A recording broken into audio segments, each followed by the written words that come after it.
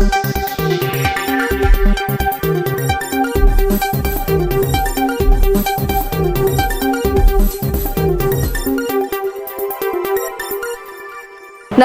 ಈ ನ್ಯೂಸ್ ಟಿವಿಯ ಸ್ಪೀಡ್ ನ್ಯೂಸ್ಗೆ ಸ್ವಾಗತ. ದೇಶ ಮತ್ತು ರಾಜ್ಯದ ಸಮಗ್ರ ಸುದ್ದಿಗಳು ಹಾಗೂ ಸ್ಥಳೀಯ ವಿದ್ಯಮಾನಗಳ ಪಟಪಟ್ ಸುದ್ದಿಗಳು.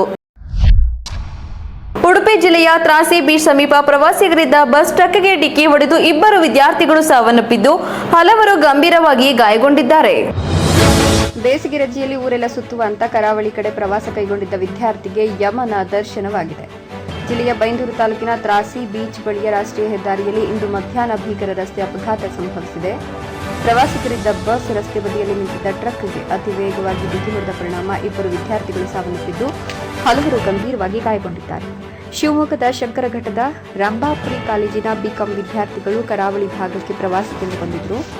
ಮುರುಡೇಶ್ವರ ದರ್ಶನ ಮುಗಿಸಿ ಉಡುಪಿಯತ್ತ ಪ್ರಯಾಣಿಸುತ್ತಿದ್ದ ವೇಳೆ ತ್ರಾಸಿ ಬೀಚ್ ಸಮೀಪದ ಹೆದ್ದಾರಿಯಲ್ಲಿ ಚಾಲಕನ ನಿಯಂತ್ರಣ ತಪ್ಪಿದ ಬಸ್ ರಸ್ತೆ ಬದಿಯಲ್ಲಿದ್ದ ಟ್ರಕ್ಗೆ ರಭಸವಾಗಿ ಡಿಕ್ಕಿ ಹೊಡೆದಿದೆ. ಅಪಘಾತದ ತೀವ್ರತೆಗೆ ಬಸ್ನಲ್ಲಿದ್ದ ಇಬ್ಬರು ವಿದ್ಯಾರ್ಥಿಗಳು ಸ್ಥಳದಲ್ಲಿ ಸಾವನ್ನಪ್ಪಿದ್ದಾರೆ ಅಂತ ಪ್ರಾಥಮಿಕ ವರದಿಗಳು ತಿಳಿಸಿವೆ.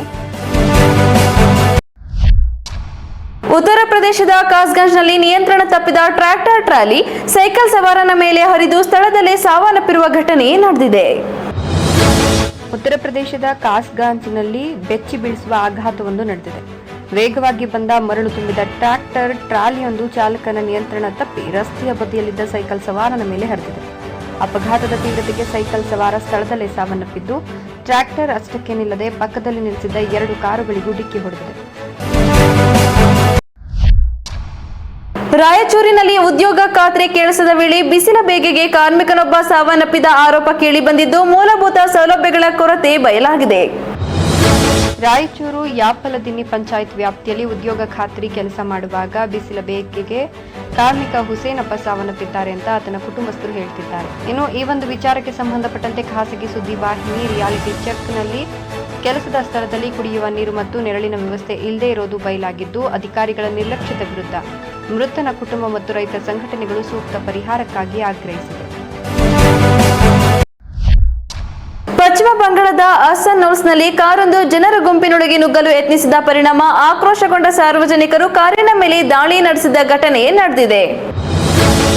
ಪಶ್ಚಿಮ ಬಂಗಾಳದ ಅಸನ್ಸೋಲ್ನಲ್ಲಿ ಭೀಕರ ಸಂಘರ್ಷವೊಂದು ಸಂಭವಿಸಿದ್ದು ಕಿರಿದಾದ ಗಲ್ಲಿಯೊಂದರಲ್ಲಿ ನಡೆದ ಈ ಘಟನೆಯ ದೃಶ್ಯಗಳು ಸಿಸಿಟಿವಿ ಕ್ಯಾಮೆರಾದಲ್ಲಿ ಸೆರೆಯಾಗಿವೆ. ಜನರ ಗುಂಪಿನ ಮೇಲೆ ಕಾರೊಂದು ನುಗ್ಗಲು ಪ್ರಯತ್ನಿಸಿದಾಗ ಪರಿಸ್ಥಿತಿ ವಿಕೋಪಕ್ಕೆ ತಿರುಗಿದ್ದು ಕುಪಿತಗೊಂಡ ಸಾರ್ವಜನಿಕರು ಕಾರಿನ ಮೇಲೆ ಮನಬಂದಂತೆ ದಾಳಿ ನಡೆಸಿ ಜಖಂಗೊಳಿಸಿದ್ದಾರೆ.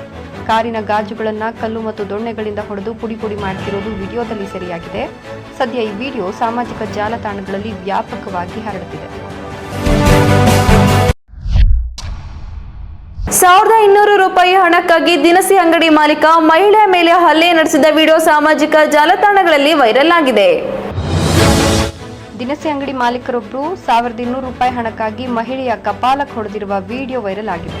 ವಿಡಿಯೋದಲ್ಲಿ ಕಂಡುಬರುವಂತೆ ಆ ಮಹಿಳೆ ಯುವತಿಗೆ ಪದೇ ಪದೇ ಕಪಾಳ ಮೋಕ್ಷ ಮಾಡುತ್ತಿದ್ರು.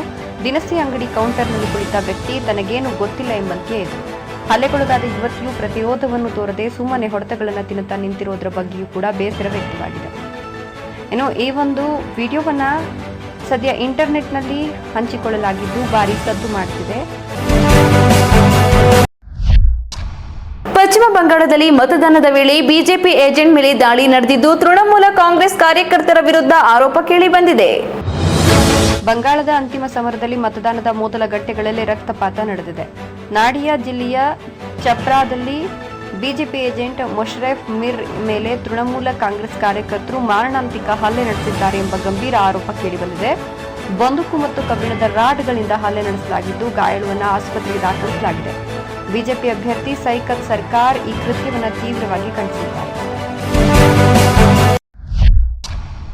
ಕುಂದಾಪುರದ ತ್ರಾಸಿ ಬೀಚ್ ಬಳಿ ಮಿನಿ ಬಸ್ ಲಾರಿಗೆ ಡಿಕ್ಕಿ ಹೊಡೆದು ಹಲವು ಮಂದಿ ಸಾವನ್ನಪ್ಪಿರುವ ಶಂಕೆ ವ್ಯಕ್ತವಾಗಿದೆ. ಕುಂದಾಪುರ ಜಿಲ್ಲೆಯ ಪ್ರಸಿದ್ಧ ಪ್ರವಾಸಿ ತಾಣವಾದ ತ್ರಾಸಿ ಬೀಚ್ ಮುಂಭಾಗದ ರಾಷ್ಟ್ರೀಯ ಹೆದ್ದಾರಿಯಲ್ಲಿ ಬುಧವಾರ ಭೀಕರ ರಸ್ತೆ ಅಪಘಾತ ಸಂಭವಿಸಿದೆ. ರಸ್ತೆ ಬದಿ ನಿಂತಿದ್ದ ಲಾರಿಗೆ ಪ್ರವಾಸಿಗರಿದ್ದ ಮಿನಿ ಬಸ್ ವೇಗವಾಗಿ ಡಿಕ್ಕಿ ಹೊಡೆದ ಪರಿಣಾಮ 3 ಸ್ಥಳದಲ್ಲಿ ಸಾವನ್ನಪ್ಪಿದ್ದಾರೆ ಅಂತ ಶಂಕಿಸಲಾಗಿದ್ದು ಹಲವರು ಗಂಭೀರವಾಗಿ ಗಾಯಗೊಂಡಿದ್ದಾರೆ. ಪ್ರಾಥಮಿಕ ಮಾಹಿತಿಯ ಪ್ರಕಾರ ಮಿನಿ ಬಸ್ನಲ್ಲಿದ್ದ ಪ್ರವಾಸಿಗರು ಶಿವಮೊಗ್ಗ ಜಿಲ್ಲೆಯ ಭದ್ರಾವತಿ ಮೂಲದವರು ಅಂತ ತಿಳಿದುಬಂದಿದೆ. ಬುಧವಾರ ಮಧ್ಯಾಹ್ನ ಈ ಅಪಘಾತ ನಡೆದಿದೆ. ಉಡುಪಿ ಜಿಲ್ಲೆಯಲ್ಲಿ ಅಗ್ನಿ ಅವಘಡಗಳು ಹೆಚ್ಚುತ್ತಿರುವ ನಡುವೆ ಅಗ್ನಿಶಾಮಕ ದಳ ಸೌಲಭ್ಯ ಮತ್ತು ಸಿಬ್ಬಂದಿ ಕೊರತೆಯಿಂದ ಸಂಕಷ್ಟ ಅನುಭವಿಸುತ್ತಿದೆ. ಉಡುಪಿ ಜಿಲ್ಲೆಯಲ್ಲಿ ಅಗ್ನಿ ಅನಾಹುತಗಳು ಹೆಚ್ಚುತ್ತಿವೆ. ಇಂಥ ಸಂದರ್ಭದಲ್ಲಿ ತುರ್ತಾಗಿ ಜೀವ ರಕ್ಷಣೆ ಕಾರ್ಯಾಚರಣೆ ನಡೆಸಬೇಕಾದ ಅಗ್ನಿಶಾಮಕ ದಳವೇ ಸೌಲಭ್ಯ ಮತ್ತು ಸಿಬ್ಬಂದಿ ಕೊರತೆಯಿಂದ ನರಳುತ್ತಾ ಇದೆ. ಜಿಲ್ಲೆಯಲ್ಲಿ ಅಗತ್ಯಕ್ಕೆ ತಕ್ಕಷ್ಟು ಅಗ್ನಿಶಾಮಕ ಘಟಕಗಳಿಲ್ಲ. ಇರುವ ಘಟಕಗಳಲ್ಲಿ ಪೂರ್ಣ ಪ್ರಮಾಣದ ಸೌಲಭ್ಯಗಳಿಲ್ಲ. ಹಾಗಾಗಿ ತುರ್ತು ಸಂದರ್ಭದಲ್ಲಿ ಸ್ಪಂದಿಸುವುದು ಸವಾಲಾಗಿದೆ. ಚಿಕ್ಕಮಗಳೂರು ಸಮೀಪ ಚಾರ್ಮಾಡಿ ಘಾಟ್ನಲ್ಲಿ ಕಾಡಾನೆ ಕಾಣಿಸಿಕೊಂಡು ವಾಹನ ಸವಾರರಲ್ಲಿ ಭೀತಿ ಮೂಡಿಸಿದೆ. ದಕ್ಷಿಣ ಕನ್ನಡ ಜಿಲ್ಲೆಗಳನ್ನು ಸಂಪರ್ಕಿಸುವ ಚಾರ್ಮಾಡಿ ಘಾಟ್ನ 3ನೇ ತಿರುವಿನಲ್ಲಿ ಒಂಟಿ ಸಲಗ ಕಾಣಿಸಿಕೊಂಡಿದ್ದು ಪ್ರಯಾಣಿಕರಲ್ಲಿ ಆತಂಕ ಮೂಡಿಸಿದೆ. ಎತ್ತರ ಪ್ರದೇಶದಲ್ಲಿ ನಿಂತಿದ್ದ ಕಾಡಾನೆ ರಸ್ತೆ ಕಡೆ ಇಳಿಯಲು ಜಾಗ ಹುಡುಕ್ತಿದ್ದು ಕೆಳಗಿಳಿಯಲು ಹೆದರಿ ಕೆಲಕಾಲ ಅಲ್ಲೇ ನಿಂತಿತ್ತು.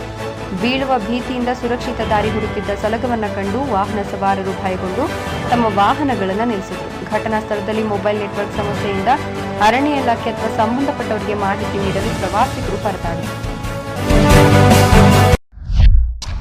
ಗದಗ ಜಿಲ್ಲೆಯ ಲಕ್ಷ್ಮೇಶ್ವರದಲ್ಲಿ ಕಾರು ಪಾದಚಾರಿಗಳ ಮೇಲೆ ಹರಿದು 2 ಶಿಕ್ಷಕರು ಸಾವನ್ನಪ್ಪಿದ್ದು ಇನ್ನಿಬ್ಬರು ಗಾಯಗೊಂಡಿದ್ದಾರೆ. ಪಾದಚಾರಿಗಳ ಮೇಲೆ ಕಾರು ಹರಿದ ಪರಿಣಾಮ 2 ಸ್ಥಳದಲ್ಲಿ ಸಾವನ್ನಪ್ಪಿದ್ದು ಇನ್ನಿಬ್ಬರಿಗೆ ಗಾಯವಾದ ಘಟನೆ ಗದಗ ಜಿಲ್ಲೆ ಲಕ್ಷ್ಮೇಶ್ವರದಲ್ಲಿ ನಡೆದಿದೆ. ರಾಣಿ ಚೆನ್ನಮ್ಮ ಕಾಲೇಜ್ ರಸ್ತೆಯಲ್ಲಿ ವಾಯು ವಿಹಾರಕ್ಕೆ ಹೊರಟಿದ್ದ ಶಿಕ್ಷಕರ ಮೇಲೆ ಕಾರು ಹರಿದಿದೆ.